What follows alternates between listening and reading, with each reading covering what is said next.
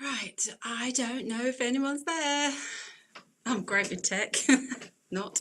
So we are doing a live stream this evening, I hope. And I'm just going to wait for some people to join because I believe some people are coming. And yes, this might be a little bit amusing because I'm going to try and keep my tech head together as I do this. I'm Nicki. I am from Winning at Life 888. And this is a new-ish channel. And this is a newish live stream. So I am going to be doing my best. Set my intent. So it should be good. It should be good. We're a little bit early. I wanted to come on just to check that I was actually able to do stuff. So let me just turn up lights. No, turn down lights. I think that's going to work. Yeah, we'll leave it like that. It says something went wrong on YouTube, but I don't know what that is, so I'm going to ignore it. And I'm going to try and go full screen. Just play some nice music while people join. I could sing. Da, da, da, da, da. Right, let's see if I need to...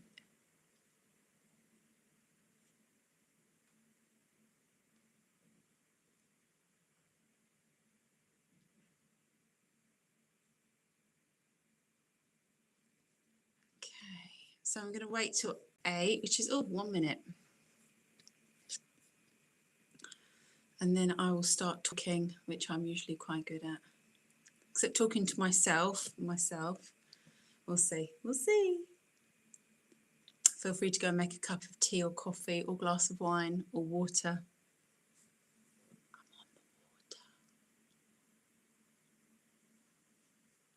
water.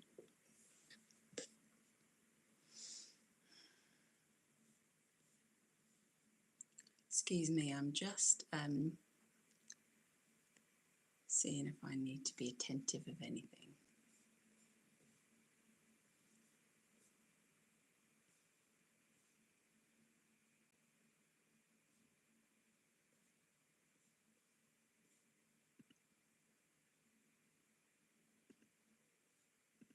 Right, I'm pinning my post on Facebook. I was trying to go live on Facebook, and then I went to press the button. It said, you can't go live. I was like, great.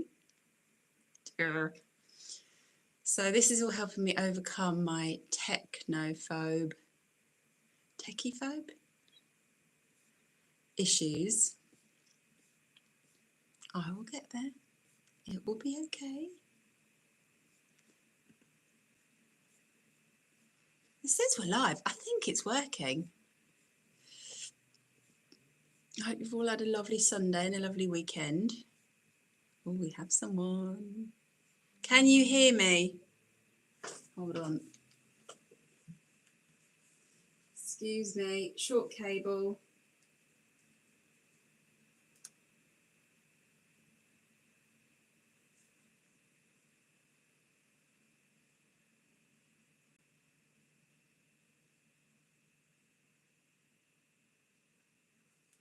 Hopefully it's just people are swapping over. My cable's too short, so I have to lean over. Good view, I love it when things like that. One-man show. It's okay. It's okay. It's going to be fine. I'm going to wait. Oh, we've got 2 people. Hi. I can't see a chat or anything. This is great.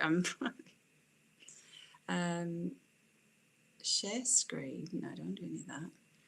It's saying something went wrong. There's a little monkey with a hammer in his hand, but it's not saying what. But it says I'm live. So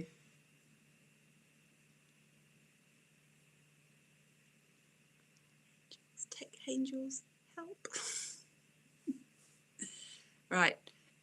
If anybody knows me, WhatsApp me and let me know if you can see me or hear me. I can't hear anyone. Let me just turn my volume up and see if that's got to do with it. No, that's not got to do with it. Can you hear me? It's working, someone says. Amazing. Oh, I need to sort it out so I can hear somebody, if I can. 2:02 on the clock. All the screens. My husband's got these screens here. He's like got 25 screens for work, and they've all just lit up at 2:02. The number syncs today have been insane. They've been so good. Speaking of hubby, he's confirming that I'm alive. I can't hear anything though. Well, if you go on your phone and go YouTube, then you can see the comments. Yeah, but I can't hear anyone. Hold on, people. I've got 57%. I'm going to unplug. Right, I'm going to go on YouTube, he says. Because then you can see your comments. Okay, I'm trying. Sorry, people, bear with me. I thought I was all going to be good. I'm not going to get that feedback noise, am I? I'm just going to turn it down. Jenny's called Life Gallery. Jen. Yes. So, I can hear that. But how do I... Sorry, 2 seconds, people. How do I... It's ridiculous, isn't it? How do I see what I'm doing? So if you click on your link, then you can see yeah. and get your messages. Right? But I've got to... I can't... Where am I going to see? Can you just come here and help me? Sorry, people. I'm hot. I'm there. Where's the messages? I don't know. Oh, just use mine. There you go. Oh, right. Yay! Okay. Oh, Life Gallery. Hello. Which means I can't now see you because you've got my phone. That's right. You can see me on my phone. No, don't worry. I'll Yeah, I thought so. Right then. Okay. We're on. We're going to start. I'm going to put this here, and hopefully I'll see that soon. Right. Thank you, people, for taking your very valuable time on a Sunday night. But I'm really hoping it's going to be worth it. Today I thought about giving a little intro to me, a little bit of history of me and why I'm sitting here talking to you now. And if you've got any questions or anything like that, do ping them through, and I will look at them. So why are we here? Why am I here? Okay, I've had an incredible life with incredible things happen to me. And the short story is I ran away from religion and God hard at 9 years old. And God found me on a plane to New York on a job at 20. My life's never been the same. And that's when my, miracle started, I guess. And still going. It's getting better than ever. Along the way, I learned NLP, which is neuro-linguistic programming. For anybody that doesn't know what that means, it's kind of like the mechanic manual to the brain and the mind and us as humans. And it's fascinating. It's not too cool to read, but to do it and to use it's incredible, absolutely brilliant.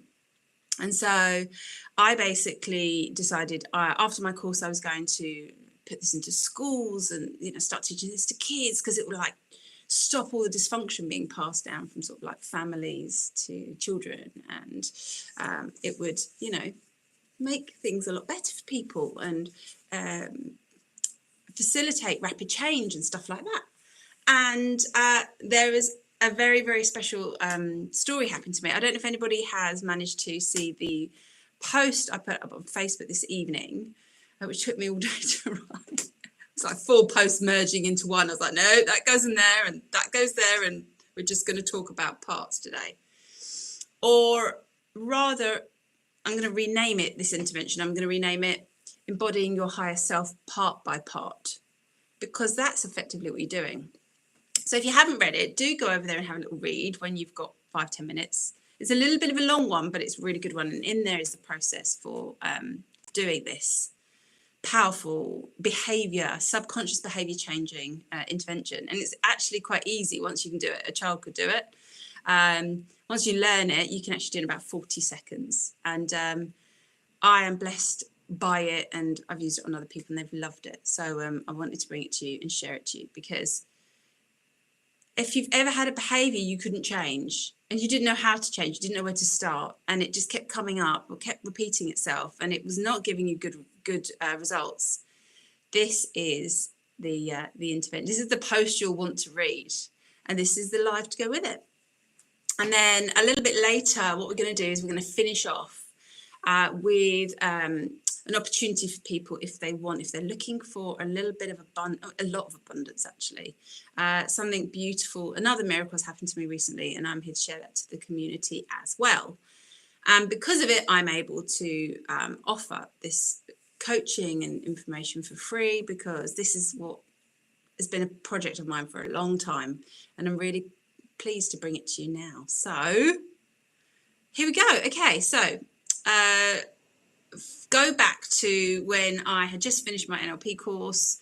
I had had a bit of a spiritual awakening, I guess you could say, by reading a very sort of famous book now. It's called Conversations with God, by a gent called Neil Donald Walsh. And I this plane to America for a job I had when I was younger, and on the in-flight entertainment magazine there was an article that said 10 books that will change your life, and I had a lot of time to kill on the flight over, so I was reading through the magazine and saw this article, and I read down the list, and some were about making money and some were about random different things, and I was like yeah, and then got to the last book. And the title was Conversations with God. And I was like, what? What's that supposed to mean? How can someone call a book Conversations with God? What are they getting at? I got really triggered. I didn't know I was getting triggered at the time. I didn't know any of this. And coincidentally, and if you're in spiritual circles at all, you'll know there is no such thing as coincidence. Coincidentally, when I was returning from New York, through JFK Airport, I went to get sort of like a book, something to read for the flight home, and the whole airport seemed closed for maintenance. And it's quite a big airport from my memory. Everything was shut, everything. I was like, where can I go for to get a book or a magazine or something? And all I could find open was this tiny little kiosk. I love this story so much because when I look back, it only dawned on me that this was the full story recently, a couple of years ago. So I went into this kiosk, which was really small, and there was a revolving bookshelf, and on it at eye height was this book called Conversations with God, and I snatched it off the shelf and I turned it over and read the back, and it said, you're about to have a conversation with God. I know that's not possible, but this guy had this thing happen to him and he wrote this whole book, and here it is. And I bought it, and just to make sure I read this book, I was given, without asking, the exit seat. So I had all the legroom I wanted, and the in-flight entertainment system was broken completely for the entire flight. So I had nothing else to do but to read this book. Obviously, the universe saying, you're reading this book, no matter what, you're reading this book. And I did. And all I said to the guy next to me on the entire flight home was, you've got to read this book. It's amazing. That was it. And did it change my life? Heaven, yeah. Yes, it did. And I'm still today, 25 years later, I'm still kind of going, wow. So if you've not read it, it's one I recommend. And so basically what I found was that what was being told from a spiritual aspect and what I then learned later from NLP were really, really similar. They really married up, but the language was very different. And one helped me understand the other and vice versa. So I ended up merging these two sort of fields together in my work. And I would work, I did some really successful work in a youth club, and we worked for the job centre on a contract with for the younger adults that couldn't really work because they were a little bit messed up, because there was some serious stuff that had happened to them. And so they would come and see me, and they had to come and see me. Otherwise they wouldn't get the benefits, bless them. They turned up in my little office, and it was comfy. It was like a big sofa, a little coffee table, really relaxed and casual in this youth centre in London. And they would walk in really like, what am I doing here? What's all this about? And we sat down, we had a chat, and I only had about 2 hours with them. And they walked out and their lives had changed, because the information I'd shared with them absolutely made them see that everything that had happened to them, all the crap stuff, was actually a blessing and a profound platform for their growth. And all of them took this information and did so well. I was astounded. So basically, at the same time, I was deciding to write content for a website. I wanted to bring in this information to kids and hopefully getting it into schools one day. And I was really good at English at school. It was one of my best subjects. So I went to sit down at my laptop, or I went to go and sit down at my laptop to write the content for this website. And I found myself cleaning windows. And if you know me, you'll know I hate cleaning windows. I don't have very strong arms, and I'm like, it's tiring. I don't like it, so I don't do it that often. And I noticed myself cleaning windows, and I was like, what am I doing? Oh, I'm having a parts conflict. And I'm about to explain what that is. And I'd been taught that we have all these multiple little personalities inside of us, and they're each assigned one characteristic, and they can only do that one characteristic. And most of the time, all these parts live in harmony, except when there's something important on the table, and two parts will come out and literally battle it out. So usually, you know, you're having a parts conflict by saying, on one hand, I want to do this. On one hand, I want to do that. You know, it might be, on one hand, I want to, you know, go traveling after uni. And the other hand, I just want to start earning some money. Or it could be, on one hand, I want to give up smoking. And the other hand, I really enjoy it. Or whatever, you know, you can imagine people in that situation if you've never been in it yourself. So with the parts, what we do is we kind of try and speak to the unwanted part, because that's the part of our ego, of our subconscious programming, of our subconscious mind that is kind of running the show in these moments. And when I was taught how to do this intervention, it was a two-person technique. So someone did it to you, and someone did something physical with your hands while you were doing this. And I was there at home on my own, and I had no one to help me. And I was like, I'm stuck. What am I going to do? So I was in my bedroom, and I just sat on the bed, and I was like, right, what's going on? So I kind of had already found what the part was, and it was procrastination. And then I was like, what's your problem? And intuitively, I knew that if I had sat down at the computer, written all this website content, and this project went on to be a success, that I might not have as much time for the one thing in my life that gave me a really high level of connection twice a day, every day, which was seeing my horses on DIY livery. So I'd have to go there twice a day to sort them out. And I loved it. And I've been into horses since I was 6 years old. It's a bit of an addiction of mine. And I intuitively knew that part, unbeknown to me before this, was worried that if I got good at what I was trying to do, I wasn't going to see my horses anymore. And it was basically like, no deal. Stop. I'm stopping that. I'm nipping it in the bud. And I was like, this is unusual. So I was quite confused. And I was like, well, I tell you what, I need that connection with those horses. I need it. I really need it. So I'll do a deal with you. And this is me talking to the procrastination part inside me. And I was saying, you know, I guarantee no matter how busy we get, I will go and see those horses 5 times a week for sure. And the next thing, my body got off the bed. I started walking downstairs. And as I'm walking downstairs, I'm like, where am I going? I did not know what was going on in terms of, I didn't know who was making me walk downstairs, because it usually when you do something, it's because you've decided to do it, right? Or you're doing a thing and it's not a shock to you generally. And I was like, what's going on? And I walked downstairs, got to my laptop, sat down, and for 4 hours straight, I typed all the content to my website. And I was like, whoa, what just happened? And it was fascinating, because I was like, oh my goodness, the subconscious mind runs the show. I get it. It runs our behaviours. And this is why, if we don't know how to communicate with the subconscious mind, if it's running behaviours we don't like, or it's holding opinions that don't serve us, we often don't know how to change it. We don't get taught this stuff. So this process is basically that process brought to you now.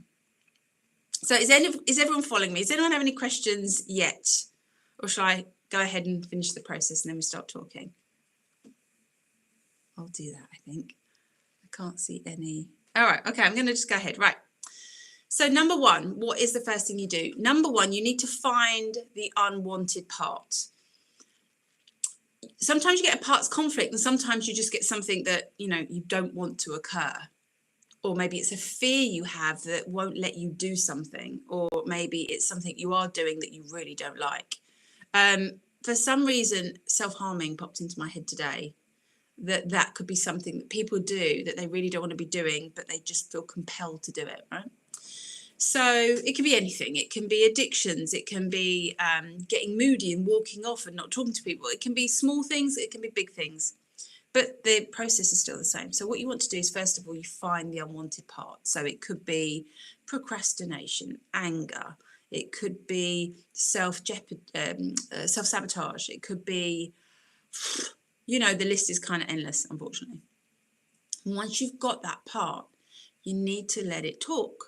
And basically, the way you do that is just kind of, if you could journal this, if there's anyone with you that could sort of do this, if you could maybe record yourself talking into a camera or anything that you feel like you're having to have a conversation. Excuse me. If you're journaling, you can just say, right, unwanted part, give it the name, find out what it is. Or if you can't, just say, what's the problem? And then just start writing, start talking, start telling the other person, whatever it is. Oh, I feel about coming on. I'm sorry. Just having dinner. So you find out what the unwanted parts problem is. Now, if you read the post, you'll get to a bit where it says, well, why is that a problem? And why is that a problem? And on and on and on. And the reason for that is because we want to get to a stage where we realize that unwanted part's highest outcome is actually a positive one. So I use the example, all right, so take my procrastination part, for example. It wanted me to keep connection. It wanted that so much. It was prepared 20/20 on the clock. It was prepared to jeopardize my ambitions because it was like, connection's too important. Sorry, I'm afraid that this is going to get jeopardized and I'm getting in the way. And so these parts often live in fear and lack. And it's up to us to elevate them out of it. Yeah, it's up to us to actually retire those parts and say, it's okay, I've got this. And this is why, and give it some reasoning that is actually based in wisdom and self-love. And the part will retire. This is what happened to me. It happened so quickly. I didn't know what was going on. Because, like I said, that method had never been taught to me. It was one that just kind of materialized because there was no one else around when I found out what was going on. So you speak to the part, you find out what its problem is, and in there you want to find the fear. Keep talking until it says, I'm afraid of, or I'm scared that, or I don't want this to happen, or something along those lines. And then bingo, you know where the problem lies. And usually it's never the problem you think that's the problem, right? So once you've let that part talk and you've identified the fear, what you're going to do is then look at your strategy. So the strategy for me in that part, it was procrastinating, and I was wanting to do the opposite, which was I wanted to achieve, and it was trying to hold me up. So that's the kind of spectrum we were talking about. And often if you just look at your where you are, where that behavior is on that spectrum. So I was clearly on the procrastinating end. I wasn't on the results end. Sometimes you'll find that you'll just need to balance out your strategy. You'll go, oh, I'm, let's say, listening to other people a bit more than listening to both other people and myself. If you want to be balanced, and this is always the way forward. I kind of like to say it's a bit like left foot, right foot.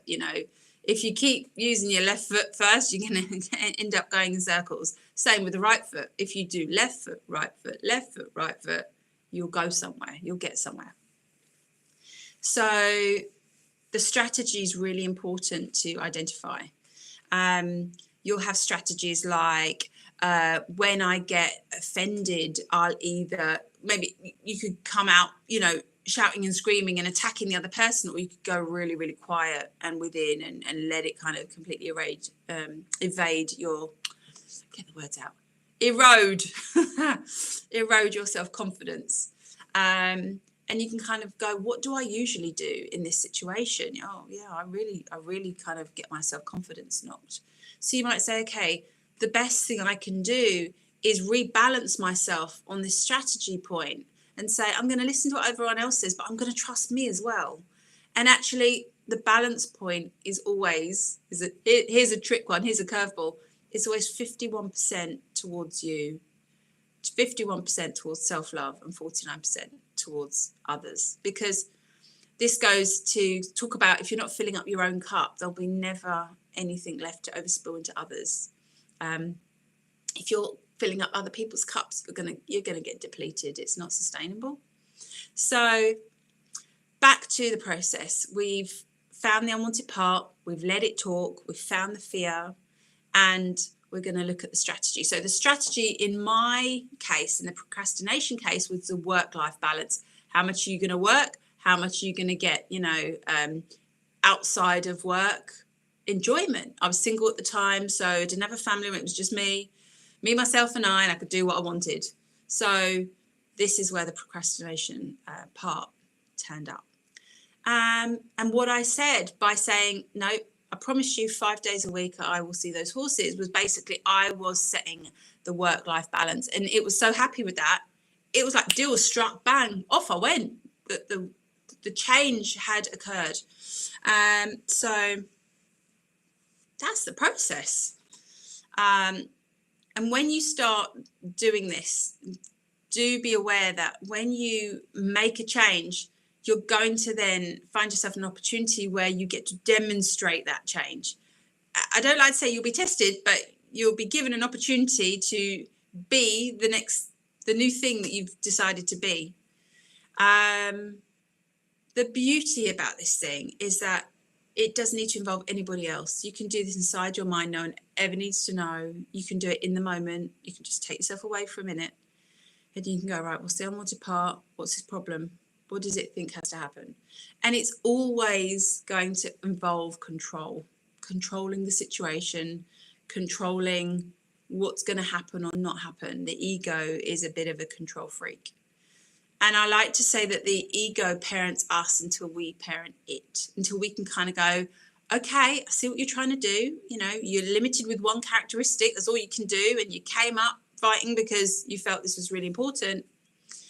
Because you wanted the same, you wanted a positive outcome for me, which was my connection and my happiness. But actually, the way you're going about it isn't going to help us. It's actually going to sort of be detrimental. So we look at the strategy and we go, how about we make the deal? And when you've got a balanced strategy, you find you don't have so many needs. You don't have so many needs of others, and you can have a balanced amount of needs from yourself. You don't overdo it. You don't overcommit. You don't sort of shrink away and maybe be underactive. You can strike a balance with yourself, your life, your emotions that makes you almost learn who the true you is, because we've been programmed since birth. We have our basic instincts that help us cry out for help when we're babies, and when we're cold or tired or hungry, we cry and get help. And as we grow up, we learn more strategies to help us get what we feel we need. And I'm going to be doing lots more posts on these individual elements, but they all kind of work together. So we've got human needs, which I'll be talking about. These are basically our drivers. They drive all our behavior. The need for certainty or security, the need or safety, really. The need for variety, the need for love and connection, the need for significance and importance, or rather those two are the other way around. The need for certainty is really big for the women, and the need for significance is really big for the men. And then these four are the needs of the ego. After that comes the needs of the soul, which are certainty and which are contribution to others and growth. You know, we need to grow. That's why the soul came here. We came to grow, and sometimes growth has pain. You know, it's used to motivate us to get out of our comfort zone, which is, by the way, I got a download about this the other day. Our comfort zones were just meant for rest and replenishment, and then we're off again. When we get too comfortable, again, the balance strategy, right? We can either be like adrenaline junkies, like growth, or we can be like, no, comfort, I'm staying here, I'm staying put, I'm staying things as they are. Whereas one we can burn out, one we can never grow, go for the happy medium and keep going, and we're gonna win. We're gonna win, winning at life. So this is the process that I wanted to bring you today.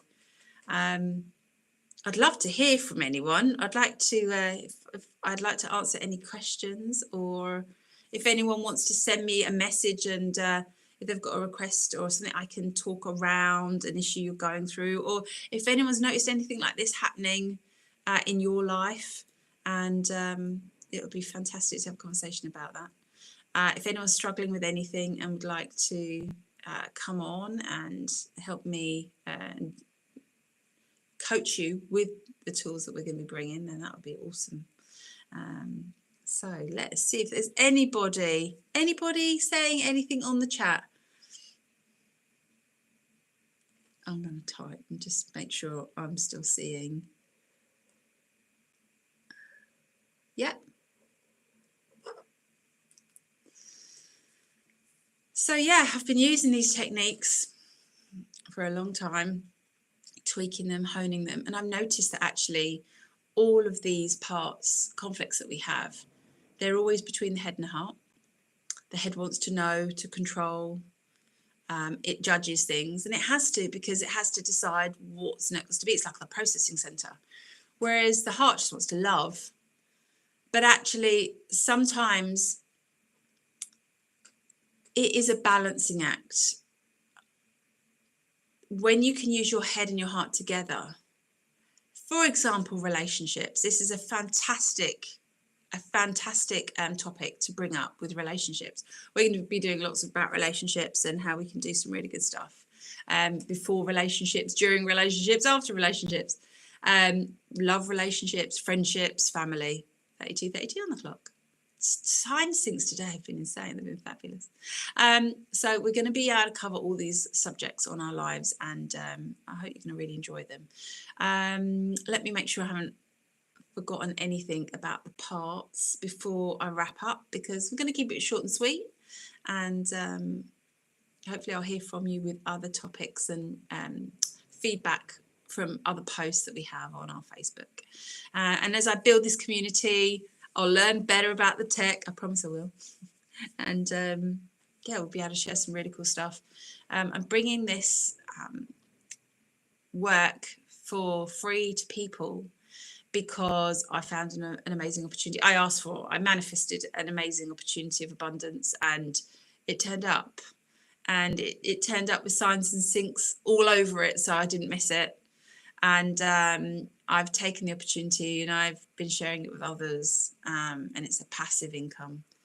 And it's finally got me out of procrastination with waiting until my website had been finished and all the articles have been written, and it's been going, it's been in the build process for too long now. And but it is coming. But it's got me acting. It's propelled me forward. I'm passing on my coaching knowledge. I'm paying it forward because of the abundant opportunity that I've received, and that is available to share. And I will be doing separate lives on that. But if you want to, I'll be posting when I'll be doing a live specifically talking about it for anyone who's interested, because it is phenomenal. And I pulled cards on it yesterday. We have someone staying with us at the moment who's been doing cards for a really long time, tarot cards, and they're a fantastic divination tool. And I'm really enjoyed getting to do this over the years now. I'm doing it a couple of years now, and I thought I'll pull cards on it, because some people are like, oh, this is this and this is that, and I thought, I'm going to pull cards and see what it's like. And he was quite skeptical of the opportunity because it does sound a little bit too good to be true. I'll be honest, it is fantastic. And so he was pulling cards on it, and I was pulling cards, and we both got the star, which was a pretty good card to get. And he was like, oh, okay, all right then, okay. And it was basically showing me how wonderful the opportunity was, which I kind of knew anyway. But it was a really nice sync, again, really nice divine sync. So I'll be going live about that next Sunday. I think I'm going to do every other Sunday talking about the opportunity, and then every other Sunday we're going to be talking about the coaching. But this amazing manifestation has come. It's enabled me to bring this coaching to you. So let me know if there's any questions you have about anything at all. If you're happy to come on and live, that would be fantastic. We can change names if you need to and stuff like that, protect confidentiality. But I'm really hoping this community grows to be something that people can really come to and get some really fantastic advice based around the particular situation, but also learn from, you know, the stories we share and the interventions we talk about through the Winning at Life community. So I hope you've enjoyed it. I will absolutely be talking about this subject again because it's such a major one for changing your life. You can take any behaviour you don't like. If it's things about not being ambitious enough, it's not being brave enough to go for something you've wanted to do, or not being sure, or not being able to make a decision, anything like that, we can apply this technique to that. So give it a go, give us some feedback, let us know how you get on. You can get us on Telegram. We're Winning at Life 888 on Telegram. We are Winning at Life .888 on YouTube, and we are Winning at Life 888 on Facebook. So I hope that's been good. I hope you've enjoyed it. I'm going to sign off because it's quiet on the chat. So I'm going to say goodbye, and thank you for joining me. I really appreciate your time. Hope you've enjoyed it. See you on the next one.